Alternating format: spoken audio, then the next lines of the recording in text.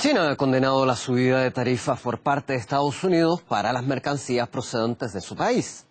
Según el gigante asiático, ningún lado se beneficiará de lo que ya ha llamado un mal precedente. María Starotina ha seguido esta situación de las nuevas tarifas impuestas por Estados Unidos y cuál es la respuesta que ha anunciado que va a ejecutar Pekín. ¿Cómo estás? Estamos ante un ojo por ojo económico, comercial.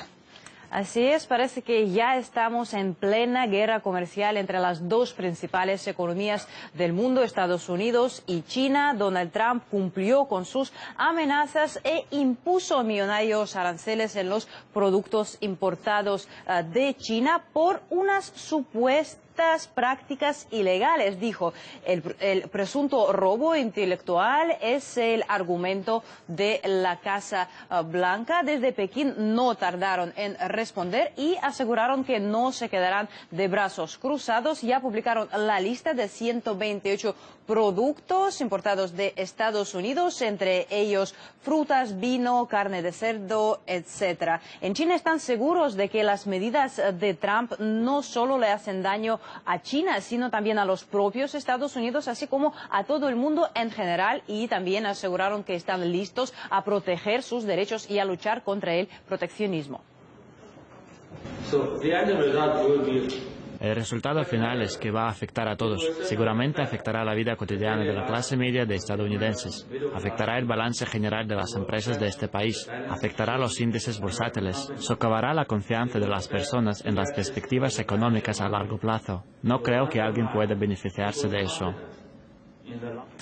Como prueba de sus palabras, ya podemos observar el desplome en las bolsas, y los más afectados son las compañías de industria y de tecnología, ya que dependen del comercio extranjero.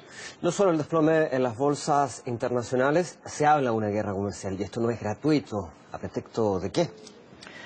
Bueno, el conflicto, esta situación aún está en desarrollo. Varios medios comunican que Estados Unidos planean demandar a China ante la OMC, Organización Mundial de Comercio, por, como ya decíamos, unas supuestas violaciones de las leyes comerciales. Como vemos, el conflicto entre las dos potencias se agudiza, pero Pekín no va a ser la única víctima de la política proteccionista de Donald Trump. El aumento de aranceles a la importación de acero y aluminio le toca además a Rusia y a Japón, mientras que el presidente decidió dejar fuera de estas medidas a tales países como, bueno, los países de la Unión Europea, Argentina, Brasil, además Canadá y México, a diferencia de lo que se anunciaba al principio. Y el presidente de la Cámara de Comercio de los Estados Unidos ya ha alertado que los primeros en sufrir estos daños van a ser los consumidores estadounidenses, así como avisó de que es una provocación de una devastadora guerra comercial. Sí, bueno, los efectos pueden ser impredecibles. Vamos a tratar de aclarar un poco cuál podría ser este impacto devastador, como se titula aquí. Para ello vamos a conversar con el analista de mercados, Gonzalo Cañete. Muchas gracias por estar con nosotros. Trate de aclararnos un poco cuál podría ser el efecto inmediato, sobre todo en la clase media, como ya ha advertido Pekín. Bueno, en realidad lo que yo creo que tendrá como principal consecuencia tanto para China como para Estados Unidos. China habla de que no será ventajoso para ninguna de las partes y tiene razón en cierto modo.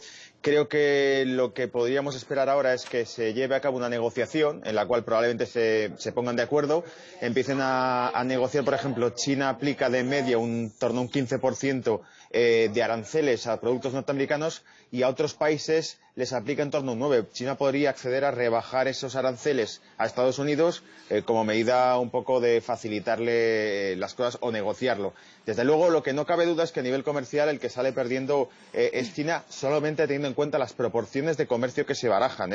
Casi vende 4 veces más productos, o mejor dicho, en términos nominativos, más importe a Estados Unidos China que Estados Unidos a China.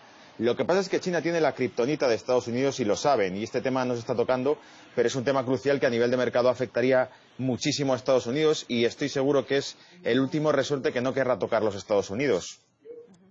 Gonzalo, ya surgen dudas en lo que se refiere a la eficacia de estos aranceles de Donald Trump, ya que ofreció exenciones a casi todos los importadores, excepto Rusia y China y Japón, como ya decíamos. Entonces, ¿cuál es su objetivo real? ¿Es proteger su economía o presionar a los que Washington considera sus enemigos? Bueno, Japón no está considerado un enemigo de Washington y de hecho es un buen aliado financiero, sobre todo a nivel de Estados Unidos. De hecho, Japón con Donald Trump prometió una inversión de más de 100.000 millones en industria ferroviaria en Estados Unidos. Pero lo que sí es cierto es que el principal enemigo comercial, sin lugar a dudas, y ya no se compara con Rusia y con Japón, es China. El principal enemigo comercial, si hablamos en términos monetarios, de cuánto dinero realmente pierde Estados Unidos. Dato importante para los que nos escuchen. El último superávit comercial que tuvo Estados Unidos fue en 1968. Desde entonces es un país netamente importador. Es un país que está en déficit comercial durante décadas. La clave fundamental aquí es, 1, Estados Unidos tiene industria e inversión dentro de China. China podría atacarle donde más le duele, que es estableciendo restricciones a las empresas norteamericanas en territorio chino, porque saben que la inversión que hay de esas empresas en China es a nivel de electrónica, tecnológico, a nivel de coste productivo, es mucho menor en China. ¿Qué pasaría si China limita la actividad productiva de esas empresas norteamericanas en territorio chino? Quizá incluso secundariamente es algo que busca Donald Trump, porque lo que busca es repatriar esas compañías a Estados Unidos. Pero lo que conseguirá es que esas compañías empiecen a hacer otro tipo de acuerdos en otros países de la zona asiática antes que volver a Estados Unidos, porque el coste laboral que tendría la producción en Estados Unidos no se compara con el de China. Pero, como decía, la kriptonita, lo que mataría por completo esto si de verdad se llegase a una guerra comercial, en mi opinión, es la posesión que tiene China de deuda pública norteamericana.